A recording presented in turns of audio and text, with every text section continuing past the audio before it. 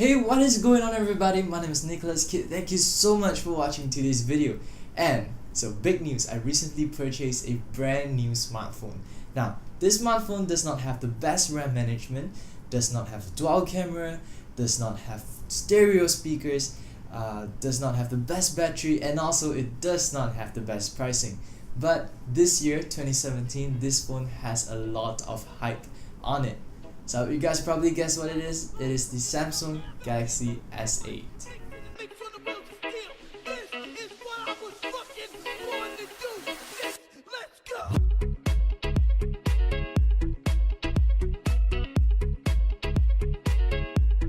And yes, I have finally been convinced by my dear friend. Thank you very much.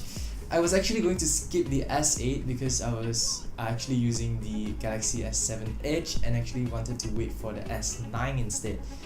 But you know how things comes, you know.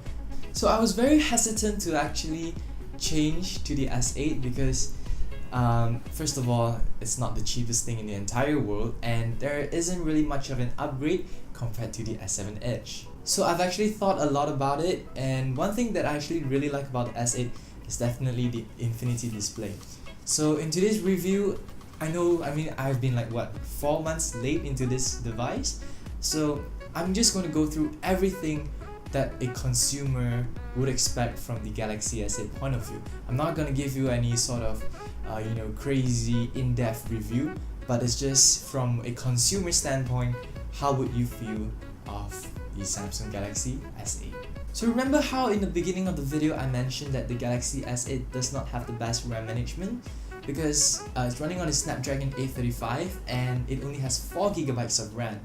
There are no stereo speakers with the Galaxy S8, and I think this is partly have to do with it being waterproof. That's why you have to compromise one thing for another.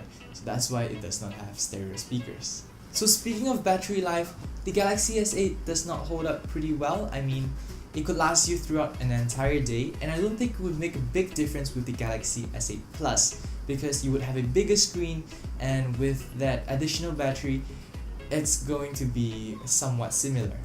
Because coming from the Galaxy S7 Edge, that device has 3600 mAh of battery, and the Galaxy S8 here only has 3000 mAh of battery. So comparing both of them, people say, and there are also reviews saying that if it's long-term use, it's much better on the new and improved Galaxy S8. So we'll have to see how it goes. So camera-wise, I think it's not very much of an upgrade compared to the S7 Edge, because the S7 Edge, if you were to get it right now, I think it would be a spectacular device because it takes really good photos. And with the S8, it has right now image processing, which is it makes it much more vibrant and stuff, but it wouldn't be much of a difference if you have an S7 Edge. Alright, so now talking about the infinity display, it looks absolutely gorgeous. I like how they actually eliminate most of the bezels, and right now it's just the very top and the bottom. So what they actually did to improve this is actually using on-screen navigation bar, which I very gladly prefer compared to using physical buttons. Or maybe that's just me, maybe that's just my preference, because maybe some of you would like to have the physical button, but I think eliminating the physical button gives you more space on the screen.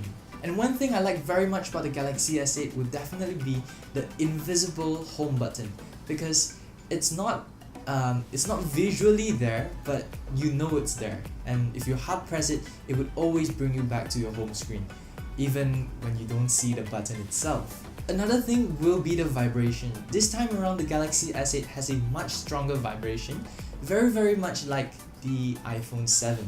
So compared to the Galaxy S7 Edge, this is a very bumped up vibration, and it feels much more real than normal vibrations would feel like. And if I only have one word to describe how the vibration feels like, I would say it's very satisfactory, because I actually really enjoy how the vibration works on the iPhone, and I'm glad they actually brought something very similar over to the Galaxy S8. Okay, so next up would be the grip and ergonomic of the Galaxy S8. One thing I didn't really like about the S7 Edge was how sharp the edge was, and it was very difficult and uncomfortable to be held in your hands because the side and edge of the device is very sharp, and that makes it very difficult and uneasy to hold. So with the Galaxy S8, it's much more improved. I like how they went with the style of the Note 7, whereby they actually curved the front and also the rear, so it's much more comfortable to be held in your hands. Alright, so let's continue. The Galaxy S8 has a headphone jack. Thank you very much, Samsung. This is very helpful. And also, we got USB Type-C. So I'm very glad that a lot of manufacturers are starting to embrace USB Type-C, because I think it's about time that we replace micro USB with USB Type-C. It was actually pretty weird for me because I came from the OnePlus 2 to the Galaxy S7 Edge, and the OnePlus 2 was already using USB Type-C. So you know, having to change USB Type-C to micro USB once again was not very pleasant, because for USB Type-C, whenever you charge your device, you wouldn't really have to care whether which side you're twisting, because it works the same, just like the lightning port. And as for the fingerprint scanner, I know there are a lot of controversy going on with the fingerprint scanner.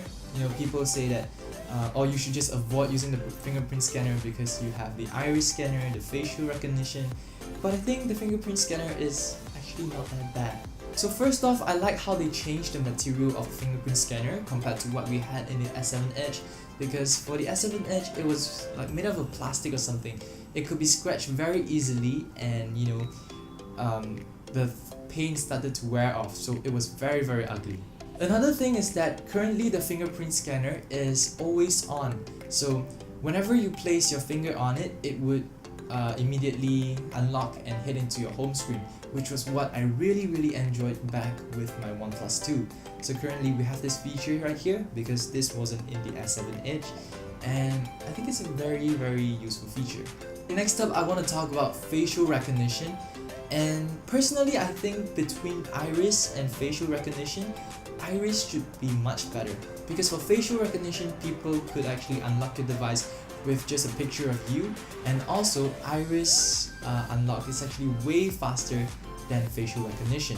And one problem that I'm facing with these two features are that people that have to switch between specs and also contact lenses, usually sometimes the phone doesn't recognize you, which is a pain in the ass, and sometimes I have to take off my glasses in order for it to recognize me, or sometimes it's way slower than it should be, so I just gave up and used the fingerprint scanner instead.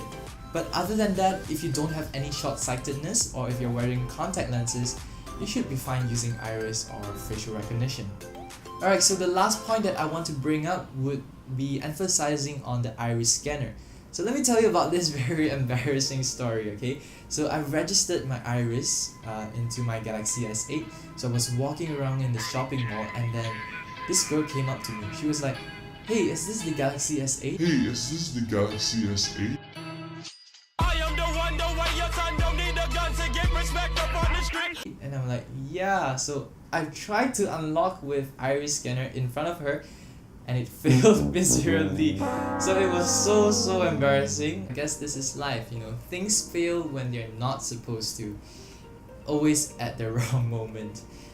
Because I only got my device a few days ago, and I was still figuring out how the iris works, you know, which position works best, and apparently this position would unlock very quickly. But if you're hanging out with a bunch of friends, or if you're on your own, every time when you have to unlock your phone, if you have to bring it up right to your face, it's a very awkward and weird you know, movement like this. I mean, I don't know, hopefully there will be software updates that could, like, you know, detect anywhere faster from any sort of position. But anyway, the Galaxy S8 has been a very fantastic device. I've been loving it since day one. So if you guys have any doubts purchasing the Galaxy S8, I would say go ahead, and it is the right choice. So thank you everyone so much for watching today's video. I sincerely hope you did enjoy it. Let me know what you think in the comments down below. My name is Nicholas Kid, and I will see you guys soon. Bye bye!